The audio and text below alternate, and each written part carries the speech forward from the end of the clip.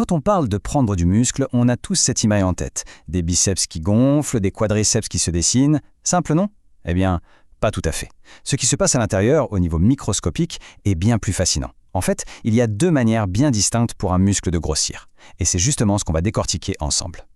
Alors, voilà comment on va procéder. On va commencer par les bases, histoire d'être sur la même longueur d'onde. Ensuite, on explorera les deux chemins possibles, gagner en largeur ou en longueur.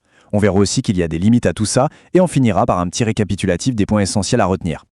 Allez, c'est parti, on plonge directement dans le vif du sujet avec cette première section, comment un muscle grandit. Alors, la question qu'on se pose tous, comment un muscle devient-il réellement plus gros, plus fort? Parce que bien sûr, on sait tous qu'il faut soulever des poids, mais ça c'est juste le début de l'histoire. Le vrai mystère, il se joue à l'intérieur, au cœur même de nos fibres. Qu'est-ce qui se trame vraiment là-dedans? Ok, alors le nom un peu barbare pour ce phénomène, c'est l'hypertrophie myofibrillaire. Mais en gros, c'est super simple. Ça veut juste dire que le muscle se met à fabriquer plus de matériel.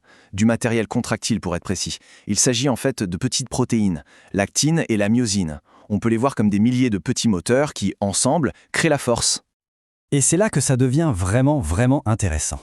Parce que toutes ces nouvelles protéines, le corps ne les assemble pas au hasard, non. Il peut les organiser de deux manières complètement différentes. Soit pour rendre le muscle plus large, soit pour le rendre plus long. Ce sont deux stratégies, deux adaptations, pour des résultats totalement distincts. Bon, explorons cette première voie, celle qu'on connaît le mieux en général, comment on gagne en largeur. Ça, c'est ce qu'on appelle l'hypertrophie parallèle. Pour que ce soit bien clair, on va prendre une image. Imaginez une fibre musculaire comme une petite autoroute à une seule voie. L'hypertrophie parallèle, c'est comme si on ajoutait plein de voies supplémentaires les unes à côté des autres. D'un coup, le débit, la capacité de trafic et donc la capacité à produire de la force explose. Et comment ça se passe concrètement? C'est presque magique de simplicité. D'abord, une myofibrille existante se fend en deux, sur toute sa longueur. Ensuite, le corps vient combler les vides, il rajoute du matériel, des protéines, sur chaque moitié. Et hop, on se retrouve avec deux myofibrilles complètes, là où il n'y en avait qu'une avant. C'est comme ça que la fibre s'épaissit, de l'intérieur. Et la conséquence de tout ça, elle est directe. La section du muscle, son diamètre si on veut, augmente. Et avec plus de moteurs ou de voies d'autoroute en parallèle, eh bien la capacité à produire une force maximale est décuplée. Voilà le secret pour devenir plus fort, purement et simplement. Ok, ça c'était pour la largeur. Maintenant, passons à la deuxième voie, qui est souvent un peu moins connue. Celle qui consiste à gagner en longueur. Ici, on parle d'hypertrophie en série. Et là, l'analogie de l'autoroute ne marche plus. On va plutôt imaginer un train.